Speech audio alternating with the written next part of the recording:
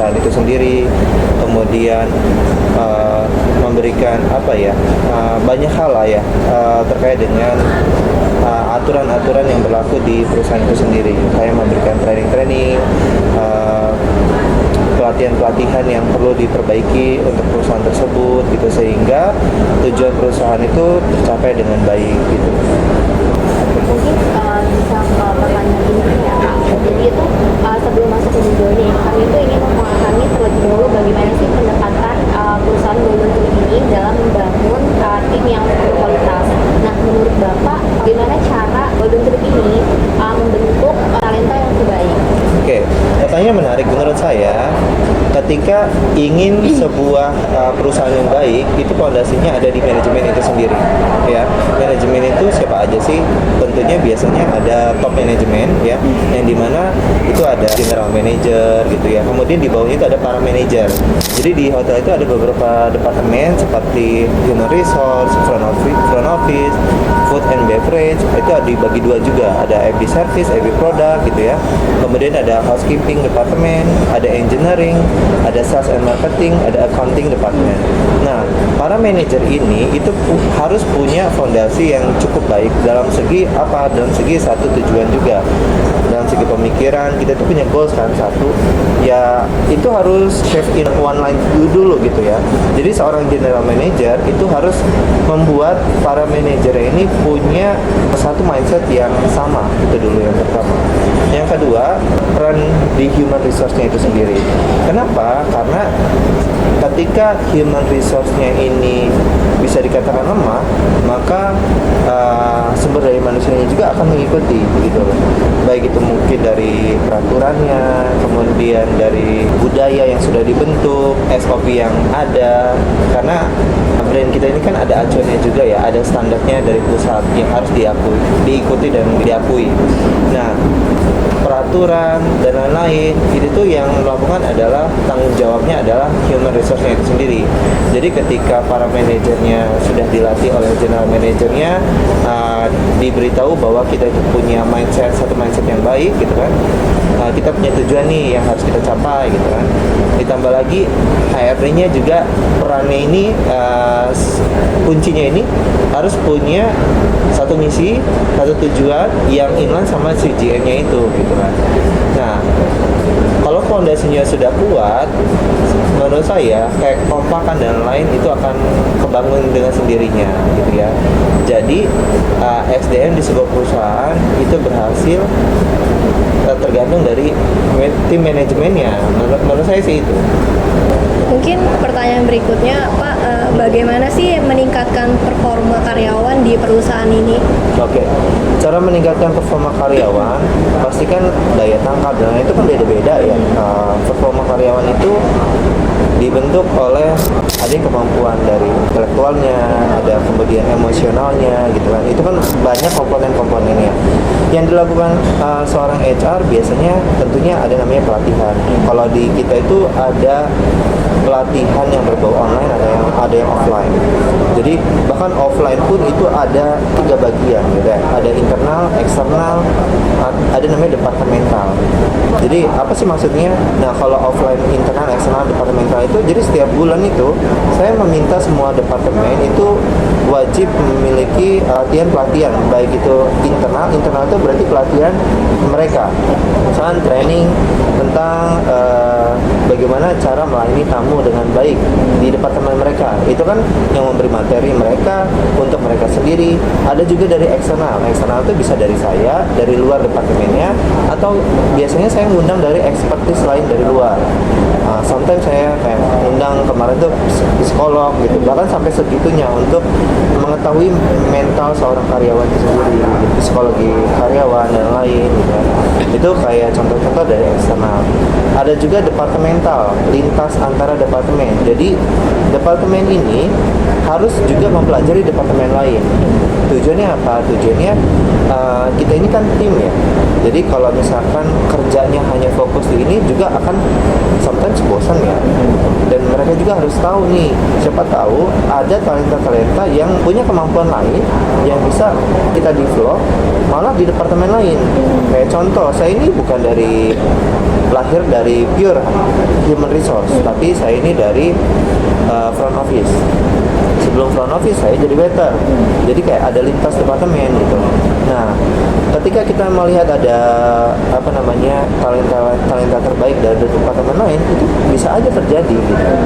Jadi itulah yang menurut saya unik ya bekerja di hospitality itu, bahwa pendidikan itu bukan yang utama, walaupun pendidikan itu penting. Maksudnya kita tidak melihat yang paling utama gitu. Selagi dia punya potensi, punya kemampuan, punya keinginan, punya motivasi, perusahaan akan support gitu.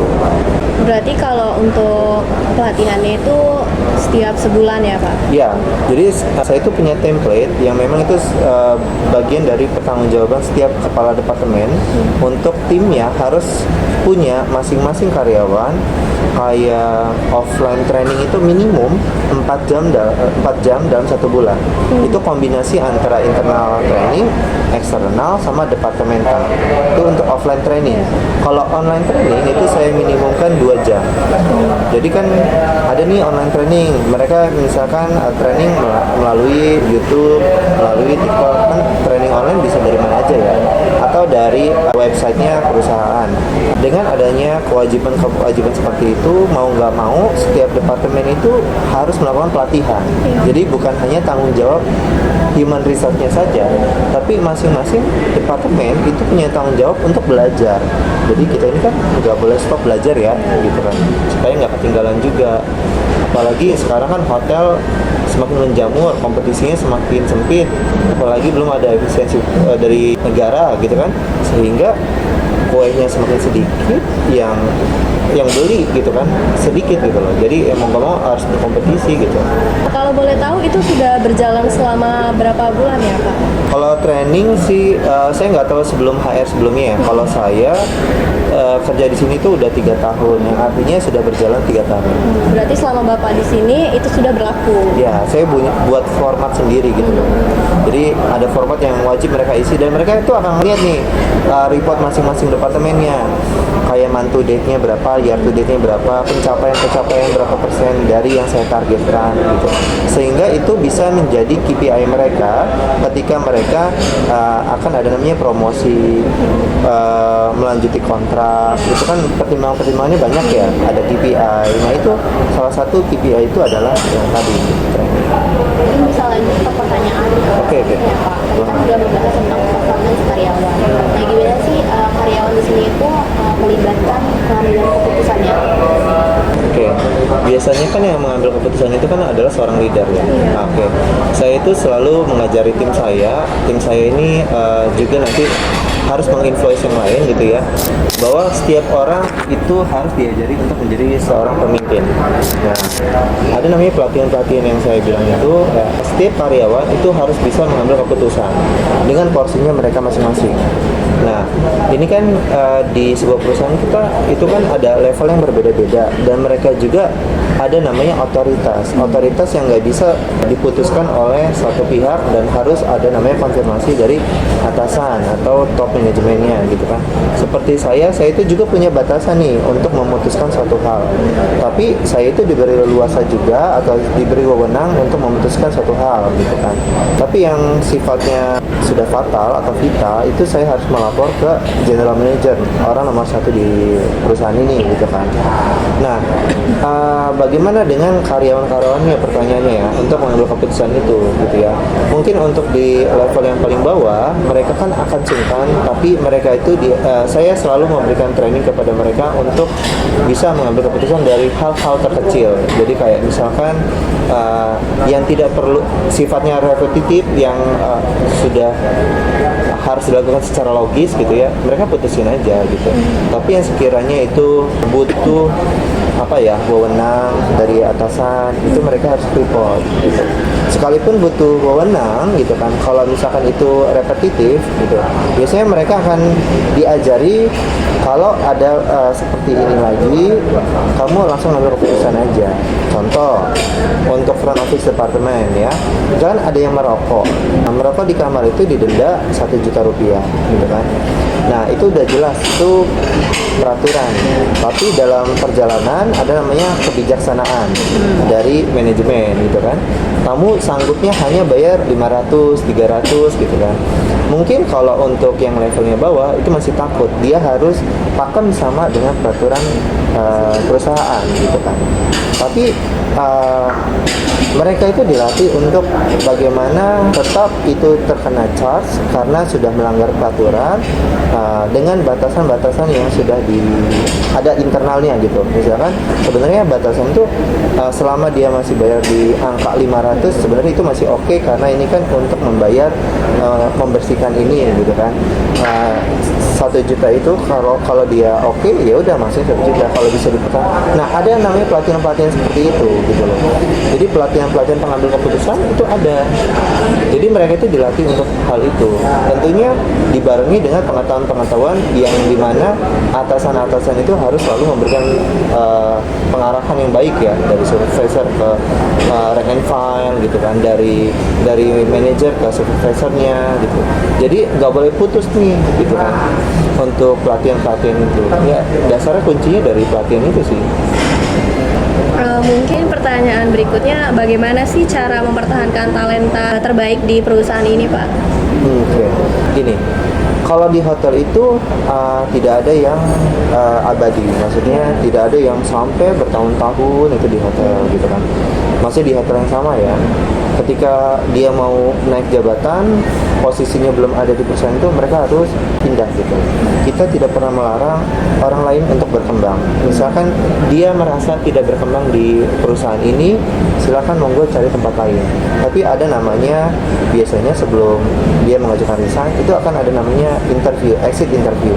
Saya tanya dulu ada masalah apa gitu kan, apa yang perlu kita bantu.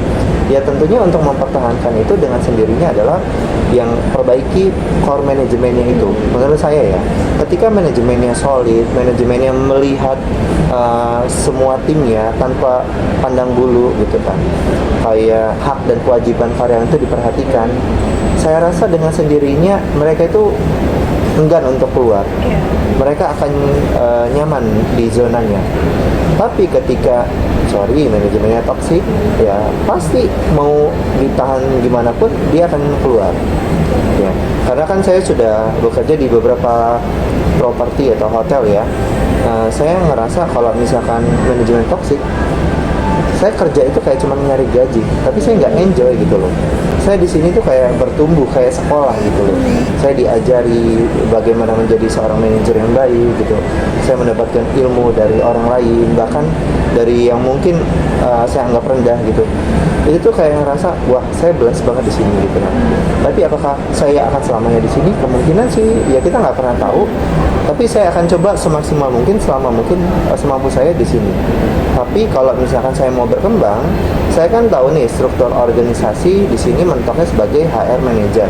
Di sini tidak ada budget untuk misalkan director of human resource gitu ya. Kan di atasnya HR manager, director ya. Bukannya perusahaan nggak mau, mungkin karena perusahaan tidak mampu untuk ada namanya Director of Human Resource, tidak terlalu dibutuhkan gitu kan. Ya mau nggak mau, saya harus nyari bintang 5 yang ada Director of Human Resource gitu ya. So, ini pertanyaannya juga menurut saya untuk mempertahankan, yang harus diperbaiki itu adalah manajemennya dulu. Kalau manajemennya oke, saya rasa dengan sendirinya karyawan akan betah, nggak akan keluar. Bisa dibuktikan turnover kita ini paling sedikit. Bisa setahun itu cuma berapa orang, karena mereka betah di sini gitu. Tapi kan ada yang ngomong terlalu nyaman di zona nyaman juga nggak bagus. Itu benar juga yang saya bilang tadi. Kalau misalkan sekiranya di sini saya udah cukup ilmu sebagai seorang manajer, sudah cukup, saya akan mengembangkan diri saya sebagai seorang director. Nanti baru ke general manager. Itu kan ini perjalanannya panjang ya. Jadi gitu, intinya adalah perbaiki dulu manajemennya gitu ya. Kemudian employee branding juga penting. Kenapa employee branding? Sometimes yang di branding itu kan selalu produk ya. Kayak misalkan, oh kamar kita punya kamar bagus loh, ruang meeting bagus. Sometimes kegiatan karyawan yang ada di sini tidak di branding, sehingga talenta-talenta yang baik tuh yang di luar sana itu mau daftar di sini nggak kelihatan gitu loh. Kalau misalkan branding kita bagus, misalkan kita punya karyawan, punya manajemen yang baik, orang lain itu tahu, biasanya tidak hanya melalui digital, dari mulut ke mulut, dari kuping ke kuping, itu juga sudah bisa membuat orang, oh saya pengen loh kerja di perusahaan ini gitu kan. Misalkan saya mau kerja di Bank BCA atau mana nih perusahaan yang terkenal, Pertamina gitu kan. Kenapa? Karena brandingnya sudah bagus. Di sana itu karyawannya makmur misalkan. Di sana manajemennya oke. Turnovernya sedikit gitu kan. Itu karena faktor manajemen sama ya branding, employee brandingnya gitu loh. Jadi manajemen juga harus sadar bahwa employee branding juga penting gitu. Mungkin kita masuk ke pertanyaan terakhir mungkin. Nah, gimana sih planning section di perusahaan ini sendiri? Gimana? Oke.